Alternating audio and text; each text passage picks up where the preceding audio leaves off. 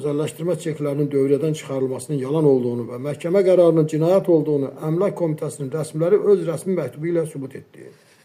Belə ki, Azərbaycan Respublikası İqtisadiyyat Nazirliyi yanında əmlak məsələləri dövlət xidməti tərəfindən özəlləşdirmə çeklərini satmayan bir qrup şəhid anaları və müharibə veteranları tərəfindən verilmiş ərizəyə əvvəl dediyim 5 suala cavab olaraq yazdıqları 20 may 2025-ci il tarixli rəsmi məktubunda özəlləşdirmə çeklərinin dövrədən çıxarılmadığı aydın görünür.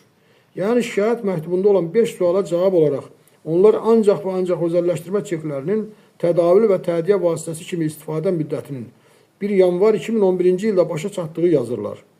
Çeklərin dövrədən çıxarılması yazılmayıb.